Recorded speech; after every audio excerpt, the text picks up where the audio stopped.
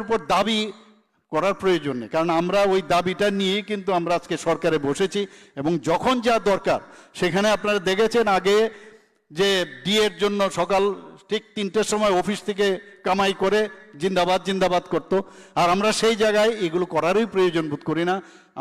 আমার পূর্বসূরি 3% ডিএ দিয়েছিল, সেই জায়গায় 29 মাসে আমি 29% ডিএ আপনাদেরকে দিয়েছি উইদাউট এনি এই রাস্তার মধ্যে নেবে আন্দোলন করার পরিবর্তে এখন আমরা 32% দিয়ে দিচ্ছি।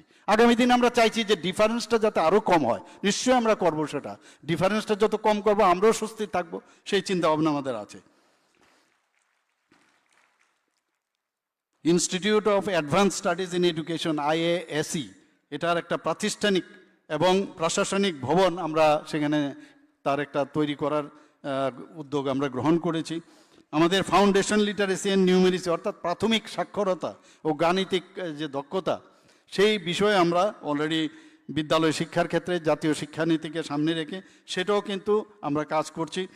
নিপুণ ত্রিপুরা, সেখানেও নিপুণ ত্রিপুরাতে প্রায় 10,000 টিচার্স তাদেরকে ট্রেনিং দেওয়া হয়েছে এবং তাতে করে শিশুরা, আমরা কিন্তু আগে গতানুগতিক শিক্ষা আমরা কি করতে যাব আমাদের রোড ম্যাপেই ছিল না। আমরা 2047-এ মাননীয় প্রধানমন্ত্রী অলরেডি রোড ম্যাপ, বিকশিত ভারতের রোড ম্যাপ উনি অলরেডি প্রকাশ করেছেন এবং উনি এটাও বলেছেন প্রতিটি রাজ্য যদি বিকশিত না হয় তাহলে ভারতবর্ষ কী করে 2047-এ বিকশিত ভারত হবে।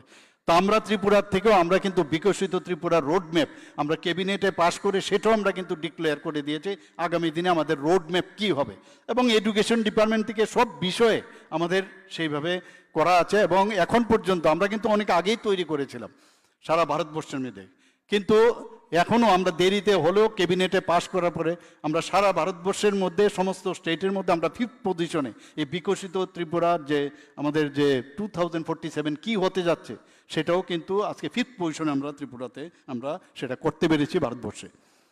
নিপুণ ত্রিপুরাতে প্রায় 4,227টি বিদ্যালয়ে আমরা নিপুণ কর্নার আমরা স্থাপন করেছি। 9 সপ্তাহব্যাপী মেয়াদি 9 উইকসের একটা আমরা বিদ্যা সেতু মডিউল আমরা তৈরি করেছি এবং সেটাও কিন্তু ওই ন্যাপের মাধ্যমে আমরা সেটা প্রথম শ্রেণীতে যারা ভর্তি হয় তাদের জন্য সেটা করা হয়েছে। মুকুল যে কর্মসূচি সেটাও করা হয়েছে যাতে শিশুরা যারা বিদ্যালয়ের যখন প্রথম ঢুকে, আপনারা নিজেরাও আপনারা চিন্তা করুন যখন স্টুডেন্ট ছিলেন বা আমরাও ছিলাম, একটা স্কুলে গেলে প্রথমে একটা ভয়ের একটা আবহাওয়া বা পরিবেশ মনে হতো, তো ভয় তো যে ভয় পাবে সে কিন্তু গেল।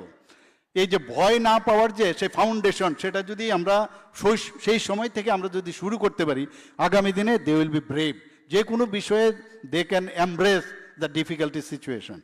তো সেই বিষয়ে এই যে আমাদের অঙ্গনওয়াড়ি কেন্দ্রের শিশুদের জন্য এই মুকুল নামক যে কর্মসূচি সেটা আমরা করেছি। আমরা যে প্রাথমিক বিদ্যালয়ের সংখ্যা আগে ছিল 29, সেটা থেকে বাড়িয়ে আমরা 236 করেছি, তাতে করে প্রায় 13,500 বেশি যারা শিশু আছে তারা সেই শিক্ষা গ্রহণ করছে। আমরা সহর্ষ কার্যক্রম সেটাও চালু করেছি এখানে, যারা প্রথম থেকে 8ম শ্রেণীর ছাত্রছাত্রীরা আছেন এবং সেই সহর্ষের মধ্যে মানে হর্ষের সাথে আনন্দের সাথে শিক্ষা পাওয়া বা যারা টিচাররা আছেন এবং সেইভাবে দেওয়ার সেই ব্যবস্থা আমরা করেছি এবং টিচাররাও তাদেরকে ট্রেনিং দেওয়া হয়। PM পোষণ যে ভেরি ইম্পর্ট্যান্ট, মাননীয় প্রধানমন্ত্রীজি তার যে মনিটরিং ব্যবস্থা 100% অটোমেটেড মনিটরিং সিস্টেম আমরা ত্রিপুরাতে চালু করেছি।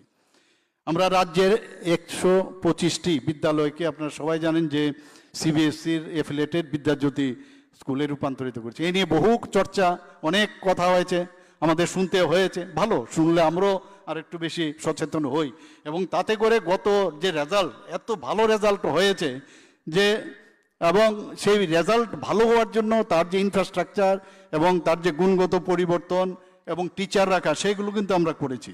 বিদ্যাজ্যোতি স্কুলে প্রথম স্কুলেতে 10ম শ্রেণীর যারা পাশ করেছে বোর্ডের থেকে, এখানে 86% পেয়েছে এবং 15টি যে বিদ্যালয় 100% পাশ করেছে। এখানে যারা 12th ক্লাসে ছিল বিদ্যাজ্যোতির, সেখানে 5টি বিদ্যালয়ে 100%।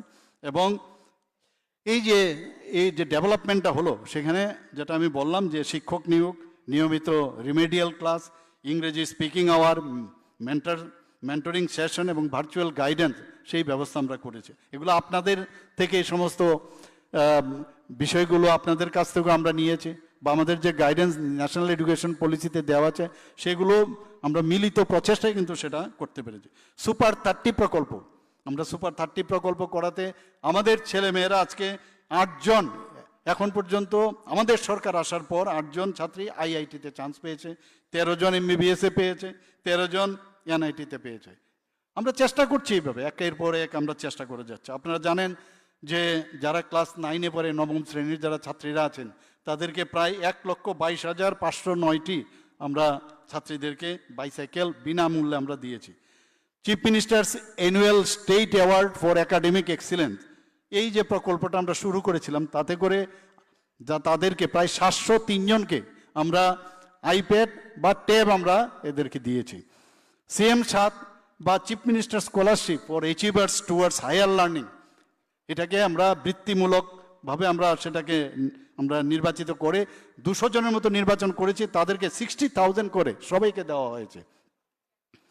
প্রশ্নপত্র অনেক সময় এক এক জায়গায় এক এক রকম হতো, এবার আমরা কিন্তু সেন্ট্রালি এক জায়গায় একই প্রশ্নপত্র হবে এবং সেইভাবেই প্রশ্নপত্র তৈরি হবে, সেই ব্যবস্থা আমরা করেছি। PM3 প্রকল্প, প্রধানমন্ত্রীজির একটা ড্রিম প্রজেক্ট, সেখানে প্রায় 84 আমরা বিদ্যালয়কে সেটা রূপান্তর আমরা করেছি, সেখানে PM3 স্কুল। আমরা এর মধ্যে 2024-25 আমরা চাই যে প্রতিটা হাই স্কুল থেকে সেখানে যাতে উচ্চ মাধ্যমিকে আমরা ওদেরকে ডেভেলপ করতে পারি সেই ব্যবস্থা করছি। তো 12টি বিদ্যালয়কে এখন পর্যন্ত হাই স্কুলে রূপান্তরিত করা হয়েছে এবং 5টি বিদ্যালয়কে উচ্চ মাধ্যমিক আমরা রূপান্তর করেছি। 4টি উচ্চ মাধ্যমিক বিদ্যালয়ে বিজ্ঞান বিভাগ, অনেক জায়গায় সায়েন্স থাকে না, এর জন্য ওখানকার একটা ডিমান্ড থাকে, তো আমরা চেষ্টা করছি সেখানে বিজ্ঞান বিভাগ।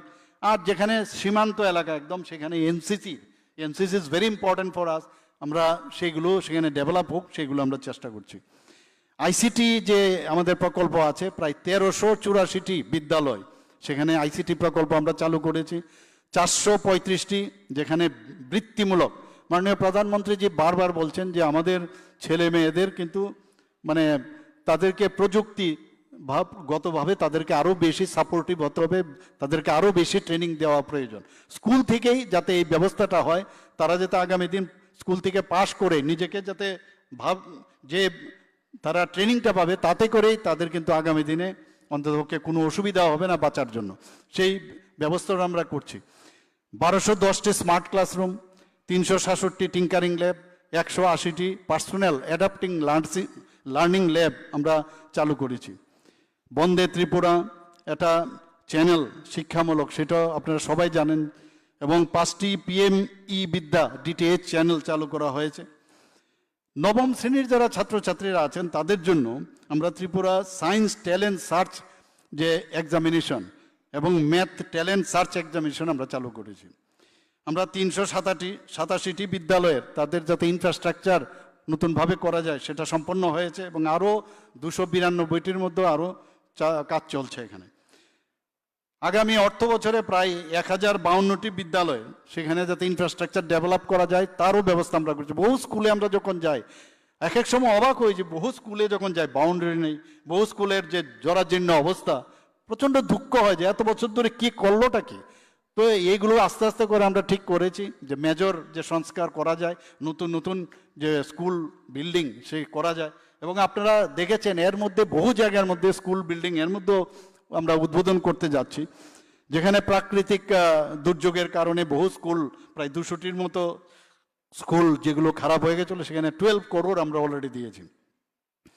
PM জনমন প্রকল্পে 32টি হোস্টেল এবং ধরতি আবা জনজাতি গ্রাম উৎসর্গ অভিযানে 15টি হোস্টেল, সেটাও এই প্রকল্প আমরা অনুমতি দিয়েছি। SCRT 2024-25 সালে প্রায় 19,800 জন যারা এখানে টিচাররা আছেন, হয়তো এর মধ্যে অনেকে আছেন, তাদেরকে প্রশিক্ষণ দেওয়া হয়েছে। প্রশিক্ষণ ছাড়া টিচার আমি হলাম, যেটা আমি বলতে চেষ্টা করেছিলাম। মাননীয় প্রধানমন্ত্রীজি 2014-তে যখন প্রধানমন্ত্রীর দায়িত্ব নেন, উনি দেখলেন যে মাত্র 32%, হয়তোবা কেউ বিভিন্ন জায়গায় ওনারা চাকরি করছেন, সব আছে তাদের সার্টিফিকেটের জোরে, কিন্তু আলটিমেটলি তাদের সেই রকম 32% তাদের মানে প্রপার যে ডেভেলপমেন্ট, সেই ডেভেলপমেন্ট ওনাদের মধ্যে পাওয়া গেছিল। তো দক্ষতা উন্নয়নের বিষয়ে যদি উন্নয়ন না হয় তাহলে কি করে হবে? তো এখন মাননীয় প্রধানমন্ত্রীজি যেটা বলছেন যে 32% দক্ষতা উন্নয়ন নিয়ে আমি এই দেশকে কি করে সামনের দিকে এগিয়ে নিয়ে যাব। তো এখন দেখা গেছে প্রায় 52%-এর উপর এখন বেড়েছে। আমরাও ত্রিপুরাতে আমরা চেষ্টা করছি, আমাদের বিভিন্ন জায়গায় আমরা ট্রেনিং দেওয়ার চেষ্টা করছি। এবং এখানে আমরা যে ত্রিপুরা রুরাল ইকোনমিক গ্রোথ ট্রেসপের মাধ্যমে 14,949 জন যে শিক্ষক যারা বিষয়ভিত্তিক সাবজেক্ট টিচার তাদেরকে, এবং ককবরক, চাকমা ও মিজো ভাষা প্রাথমিক তাদের জন্য আমরা এক তো ট্রেনিং দেওয়ার ব্যবস্থা করা হয়েছে, আবার তাদের জন্য বইও তৈরি করে আমরা সেটাও তাদেরকে দেওয়া হয়েছে। 76,000-এরও বেশি ছাত্রছাত্রী ও 21,000 শিক্ষককে আমরা অলরেডি তাদেরকে অন্তর্ভুক্ত করে স্টেট লেভেল অ্যাচিভমেন্ট সার্ভে, যাকে সংক্ষেপে SLAS বলা হয়, ত্রিপুরা টিচার্স অ্যাপটিটিউড সার্ভে মূল্যায়ন করেছে। বিগত 5 বছরে এখন পর্যন্ত চাকরি নেই প্রায়ই বলেন, এখন পর্যন্ত প্রায় 19,800-এর উপরে আমরা চাকরি এর মধ্যে দিয়েছি।